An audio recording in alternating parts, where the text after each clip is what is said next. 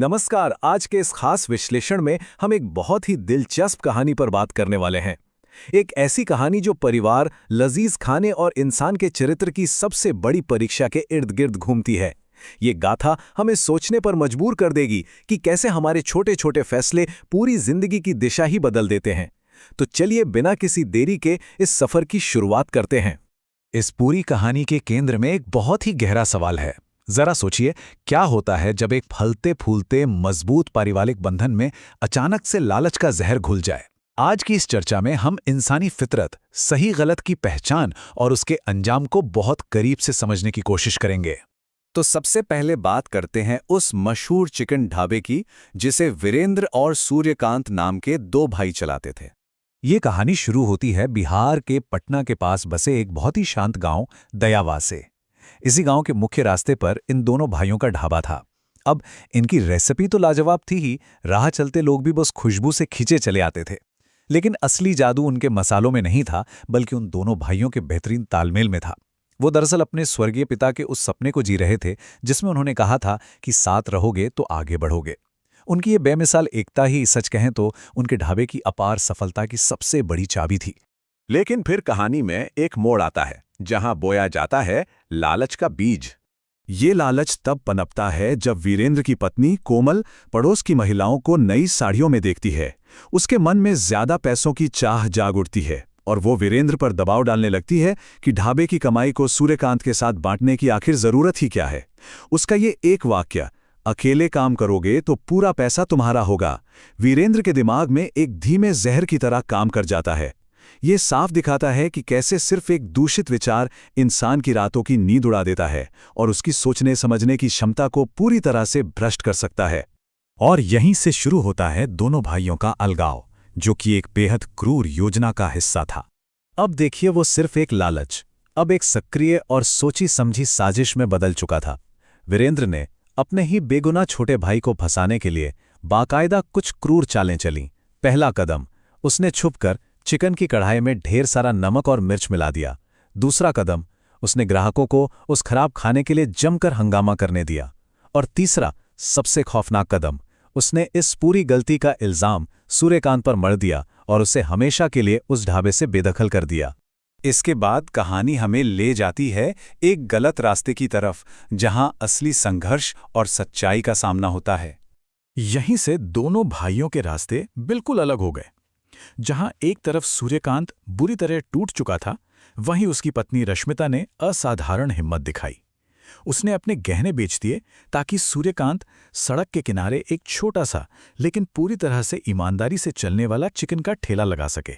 और कमाल देखिए, सच्ची मेहनत के दम पर वो ठेला बहुत जल्द मशहूर होने लगा। दूसरी तरफ वीरेंद्र का वो बड़ा ढाबा, जो धोखे की बुनियाद पर खड़ा था, अब एकदम खाली रहने लगा था। सच्ची सफलता असल में सूर्यकांत के संघर्ष के कदम चूम रही थी, जबकि हताशा में वीरेंद्र गलत और गैर कानूनी पैसों की ओर खिसकने लगा था। अब इन घटनाओं के क्रम पर गौर कीजिए कि हालात कितनी तेजी से बिगड़ते हैं।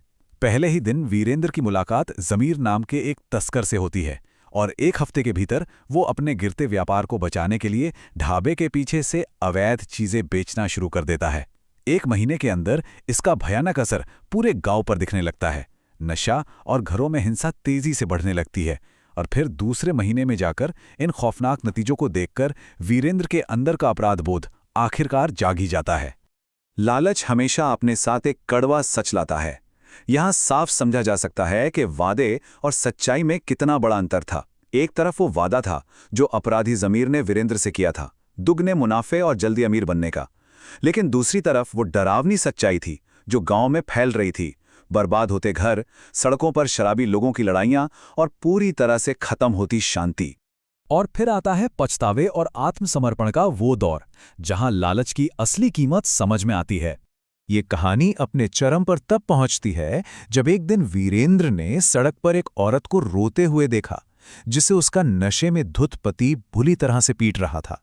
इस एक दृश्य ने वीरेंद्र को अंदर तक झकझोर कर रख दिया। उसे पहली बार अपनी उस अंधी लालच की असली और खौफनाक कीमत समझ में आई।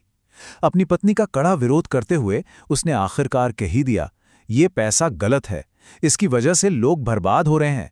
ये वो अहम पल था जहां वीरेंद्र ने तय कर लिया कि वो इस अंधेरे रास्ते को छोड़ देगा। भले ही इसके लिए उसकी जान को ही खतरा क्यों ना हो।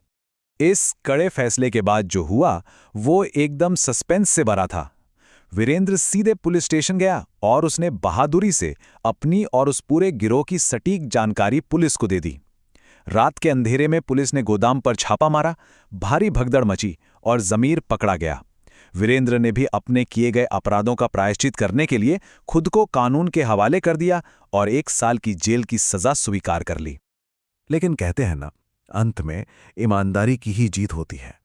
1 साल बाद जब वीरेंद्र अपनी सजा पूरी करके जेल से बाहर निकलता है और गांव वापस लौटता है तो उसका सामना एक ऐसे गांव से होता है जो उसे सख्त नफरत करता है। गांव की गुस्साई भीड़ वीरेंद्र को घेर लेती है, उसे ताने मारने लगती है। लेकिन तभी उस भीड़ को चीरते हुए सूर्यकांत आगे आता है। वो उस भाई को माफ कर देता है जिसने कभी उसे धोखा दिया था। सूर्यकांत गांव वालों को याद दिलाता है कि वीरेंद्र ने ही अपनी जान जोखिम में डालकर उस पूरे गिरोह का खात्मा किया था और अपनी बहुत बड़ी गलती सुधारी थी। इसके बाद जो होता है वो वाकई एक खूबसूरत नई शुरुआत का प्रतीक है। दोनों भाई फिर से एकजुट हो जाते हैं। वो उसी पुराने ढाबे पर लौटते हैं, उसे साथ मिलकर साफ करते हैं और उसे दोबारा खोलते हैं। उन्होंने अपने पिता का सपना फिर से जिंदा कर दिया था। वही पुरानी चिकन की महक, वही ईमानदारी और वही बेहतरीन तालमेल। अगर हम इस पूरी कहानी का सार निकालें तो वो बस यही है, गलत रास्ते से कमाया गया पैसा कभी सुकून नहीं देता। परिवार और ईमानदारी ही हमारी असली दौलत है। ये पूरी घटना हमें इस बात पर गहराई से विचार करने का मौका देती है कि असल में संपत्ति या दौलत के क्या मायने होते हैं। पैसा सब कुछ नहीं होता, जिंदगी में सुकून सबसे बड़ी चीज होती है। और इसी के साथ एक बहुत ही अहम सवाल खड़ा होता है जिसे हम सबको खुद से पूछना चाहिए।